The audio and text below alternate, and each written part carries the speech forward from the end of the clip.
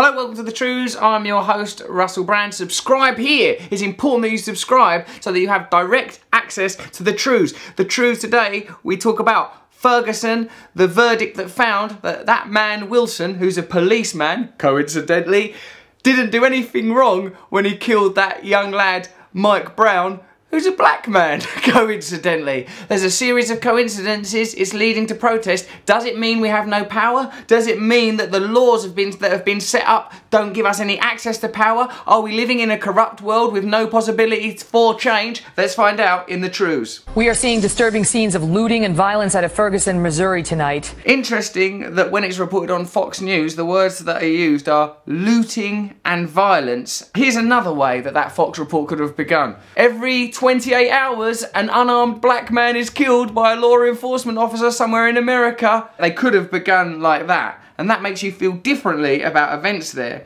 But as Michael Brown's family joins the calls for calm, we are also hearing from Officer Wilson's side and seeing new photos of some injuries he suffered that fateful day. Injuries he suffered. So that's we're being invited by Fox News to see Officer Wilson as the victim of a situation in which he killed a teenage boy. Can you imagine, like now, like, you know, obviously we're talking about America here, we're talking about Ferguson here, we're talking about racism here. But even if we broaden it out to me, an affluent white person, can you imagine a situation where if I killed a teenage boy, people would go, what injuries did you suffer though, Russ? Megan, the Brown family knew hours before we did that Officer Darren Wilson would not be indicted. Now the family has scheduled a press conference for tomorrow at 11 a.m. St. Louis time. But in the meantime, Michael Brown's parents have released a statement that reads in part, quoting here, "We are profoundly disappointed that the killer of our child will not face the consequence of his actions." Do you think that the verdict is gonna convict Wilson? Well, if it does, it would be the first one that ever has. Since 2004, St. Louis police have killed 14 people without one officer being charged. In Cleveland, this Sunday, bloody hell, a 12-year-old boy called Tamir Rice was shot after brandishing a toy gun near police officers at a playground, in a state where you're legally allowed to openly carry real guns.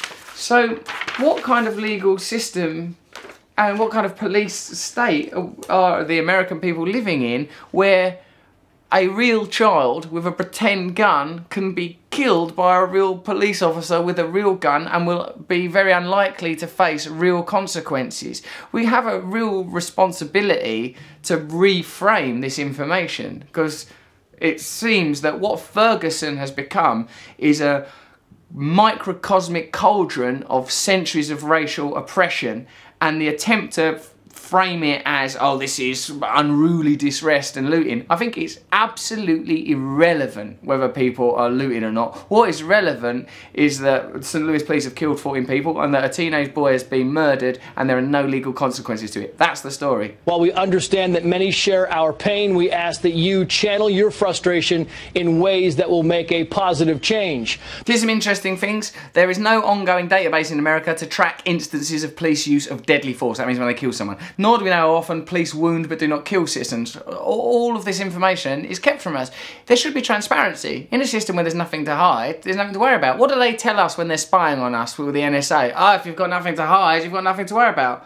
Let's have the information on how many people get killed by the police. Lawyers for Officer Darren Wilson also issued a statement saying that Wilson did what he was trained to do, saying, quote, "We have maintained," and the grand jury agreed, that Officer Wilson's actions on August 9th were in accordance with the laws and regulations that govern the procedures of an officer. So then what value then do those laws and procedures have? Any law or procedure that can lead to the murder of a teenage boy needs to be scrutinised. How are these laws brought into place? What are these laws made of? According to the law, Officer Wilson did nothing wrong when he killed that teenage boy. And we are now getting a first up-close look at the injuries that Darren Wilson suffered during his fight with Michael Brown.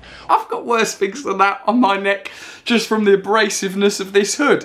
I had a neck chafe earlier. Well, shoot who you need to. Officer Wilson also called for calm and then went on to thank those who have supported him. I'd like to thank those who have supported me in my murders. It's not an Oscar. The Browns go on to ask that every police officer in this country wears a body camera to record their every move. Since 2006, state and local enforcement have acquired at least 435 armoured vehicles, 533 military aircraft and 93,763 machine guns.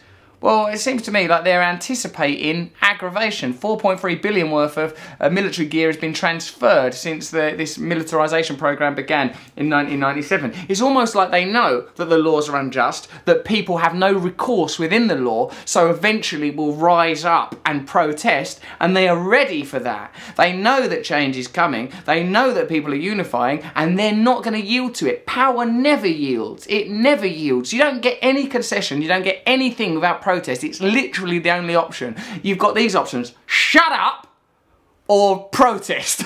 Those are your options. This is We Watch brand new video. Look at the fires burning. Look at that. That's not acceptable, is it? Bloody fires. Yeah, it's like people feel they've got no way of expressing themselves within the law because the laws are all sewn up and tied up in corruption. And in fact, what value has the law got where a 12-year-old boy can be shot for a pretend gun when 90% of Americans want background checks for all gun purchases? A bill that was voted against because of the huge lobbying power of the NRA. So we're questioning the value of the law. How can we make change within the law when the law is controlled by the private interests of big businesses? Just take the one example of the NRA. 90% of people want background checks. The NRA don't want background checks.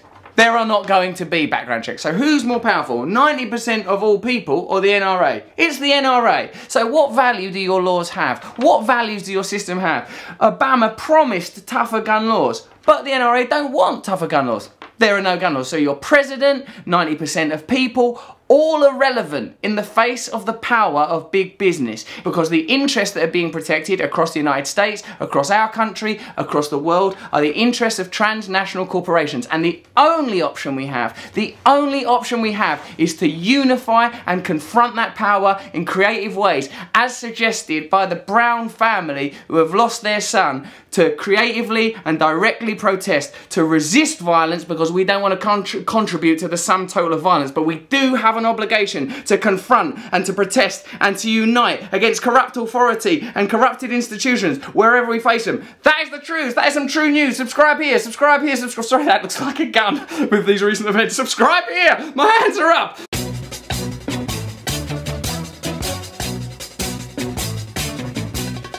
Nose is a tool that is abused to fool you and to leave you scared and confused.